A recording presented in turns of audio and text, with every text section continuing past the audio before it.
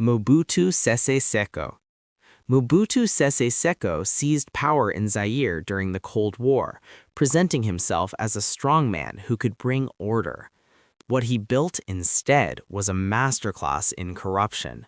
For over 30 years, Mobutu treated the nation as his private estate.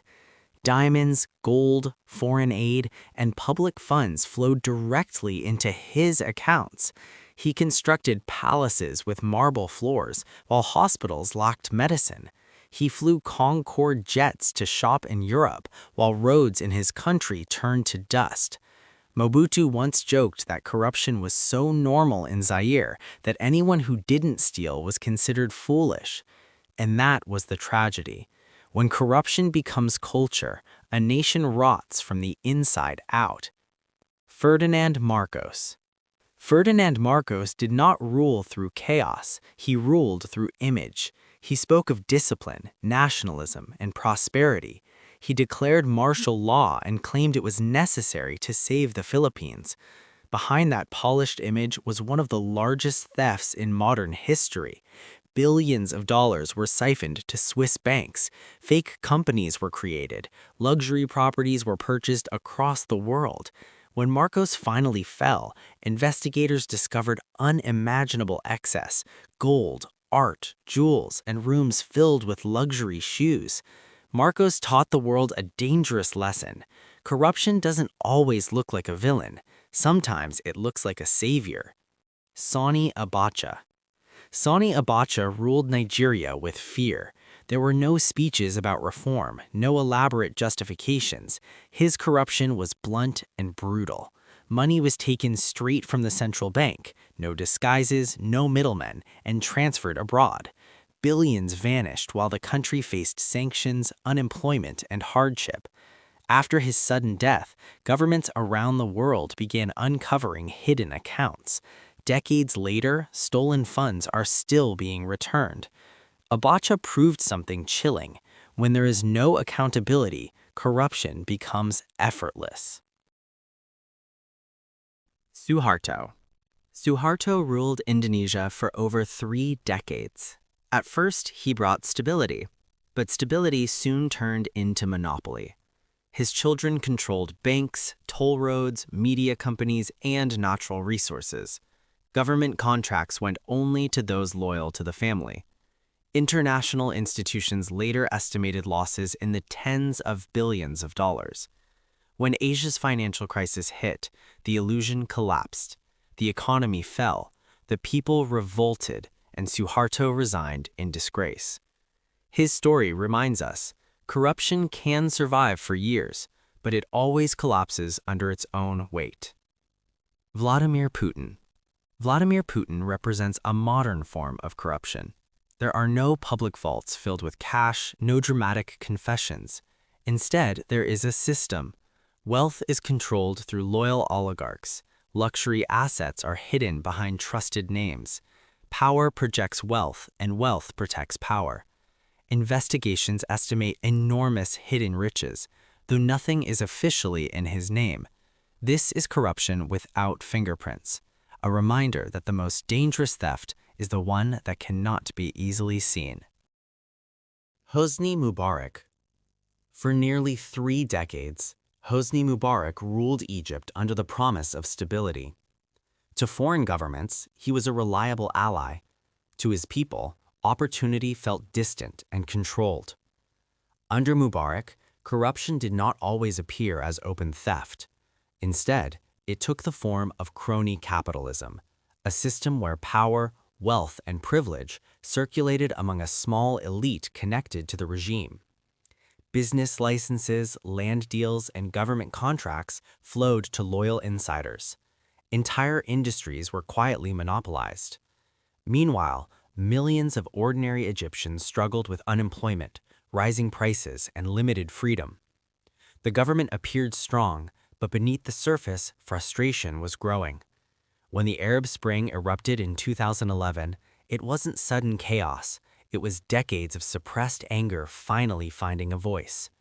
Mubarak was arrested, tried, and convicted for corruption before later legal reversals. But regardless of verdicts, his legacy was already sealed. His story teaches a harsh lesson. Stability built on corruption is not peace, it is pressure waiting to explode. Najib Razak. Najib Razak's corruption stands out for one reason. It left evidence everywhere. As Prime Minister of Malaysia, Najib oversaw the state investment fund known as M1DB, created to drive national development. Instead, billions of dollars were quietly diverted. The money moved through international banks, shell companies, and offshore accounts. It paid for luxury mansions, rare artwork, private jets, and even funded blockbuster Hollywood films. For a while, power shielded him. But unlike older forms of corruption, this was the digital age. Every transfer left a trail. Every transaction created records. Investigations spread across multiple countries. Eventually, the protection collapsed. Najib Razak was convicted and sentenced to prison, a rare moment where a sitting leader was held accountable for financial crimes on a global scale. His fall sent a message heard far beyond Malaysia. In the modern world, corruption may run faster, but it also leaves footprints. Alberto Fujimori. Alberto Fujimori ruled Peru with a reputation for toughness. He claimed strong leadership was necessary to defeat crime and insurgency, and for a time, many believed him. But behind the image of control was a vast bribery network.